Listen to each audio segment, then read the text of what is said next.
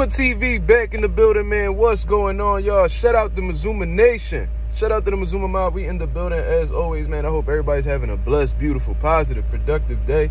About to be on my way to go get it as always, man. I hope y'all doing the same, man. On the road to 2K. We about to crack that 1,500 mark, man. I appreciate the nation. I appreciate the mob for making this possible, man. Go check out MazumaMerch.com. Just put up a new Mazuma Nation design, man, and it's already selling, man. So shout out to everybody that's been continuously supporting the channel. You know what I mean? I'm at y'all with my post-fight reaction for Naoya and Inoue versus Marlon Tapales. You know what I mean?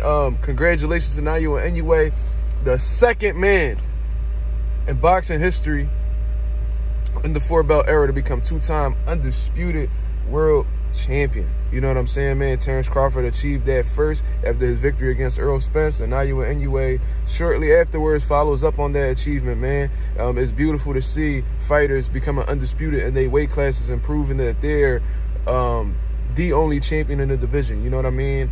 I know there's going to be a lot of comparisons between Naoya and Inoue and Terence Crawford now, and who exactly is pound for pound number one. Naoya and Inoue has his case because he's a 4-division world champion, while Terence Crawford is a 3-division world champion. You know what I mean? But you could argue that within the 3 weight classes Terence Crawford had, he became undisputed in 2. You know what I mean? 2 out of 3. And then Naoya and Inoue, you could argue that he's became champion in more weight classes.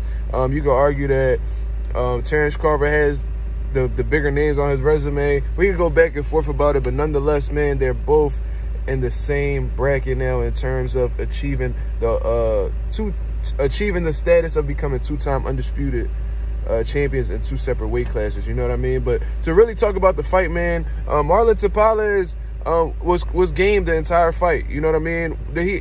Was there any point in time where he was actually where it actually looked like it was going in his favor? Not necessarily, but he landed some good shots on Naoya and Inoue. You know what I mean? Landed some good combinations. Was sitting there and landed some great body shots. Was landing some good shots around Naoya and Inoue's guard and things of that nature. But in a way, just like he has been in his entire career, man, too explosive, too fast. You know what I mean? And he's extremely precise in his punches. He doesn't waste much energy. You know what I mean? He doesn't waste much energy at all. And usually when he lets his hands go, he does a lot of damage.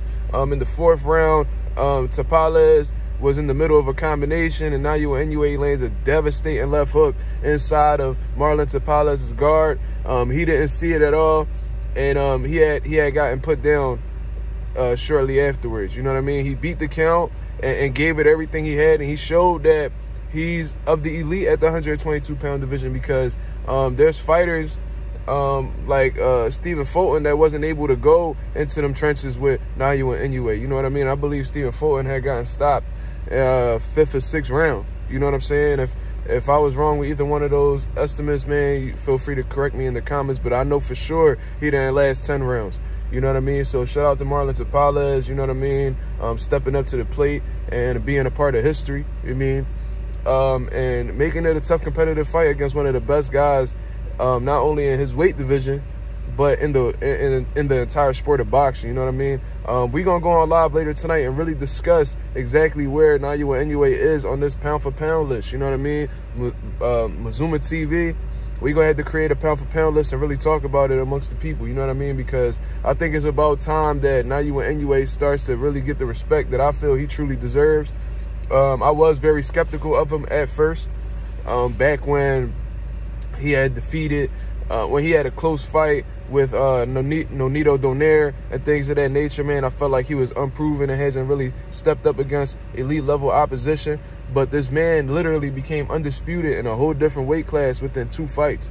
Beat 2 unified champions back to back. 2 of the best dudes in the division. He didn't take any tune-ups, went straight into the smoke and knocked out both of them, moving up in weight. You know what I mean? So that's extremely impressive.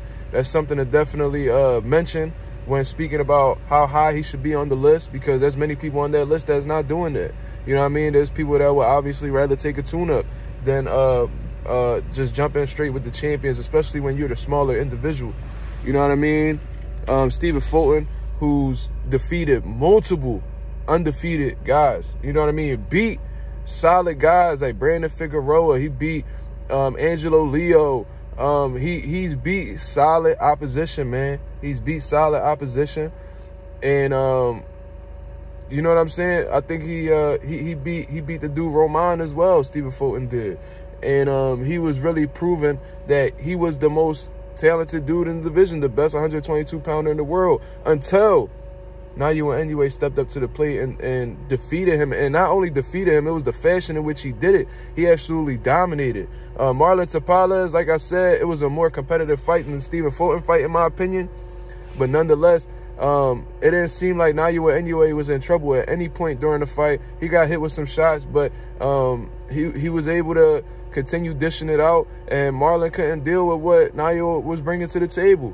You know what I mean? Beautiful body work, man. He didn't go to the body as consistently as I've seen him do in the past, but great body work, fast hands, man, devastating power. Precision is A1. You know what I mean? Naoya is a monster, man. He has the correct alias to go by.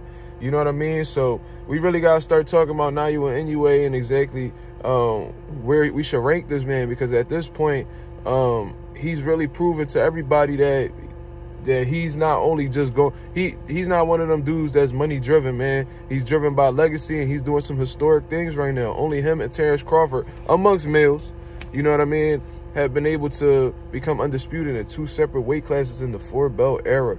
You know what I mean? So, from what I've heard, I didn't hear him say it personally, but from what I heard from my people, Naoya Inoue says he doesn't plan on moving up from 122 anytime soon. You know what I mean? So he plans on staying at 122 and dominating. You know what I mean? I think the only problem that Naoya Inoue could face at this current moment is moving up in weight and fighting even bigger guys. You know what I mean? When he's already pretty much an undersized individual for 122 pounds. You know what I'm saying? So I feel like that's the only threat that he really has, that he could possibly face in the future. But at 122 pounds, I don't really see anybody defeating Naoya Inoue at this time. Not saying this man is invincible. Anybody could be beat. But at this current moment, I don't see any fighter that's at 122 pounds that could genuinely give this man a problem or give me the impression that they could possibly defeat Naoya Inoue. Stephen Fulton was the only hope, in my opinion. You've seen what he did to him. So that's just my personal opinion on this situation, man. What do y'all think about this right here, man? Naoya Inoue stops Marlon Tapales to become 2-time undisputed in 2 different weight divisions, man. 4-division world champion overall, but 2-time in 2 different weight classes he became undisputed, man. Y'all let me know what y'all think about this here. This is Mazuma TV. Thank you for tuning in. I'll be back with a live later on tonight. I'll holler at y'all, man. Peace.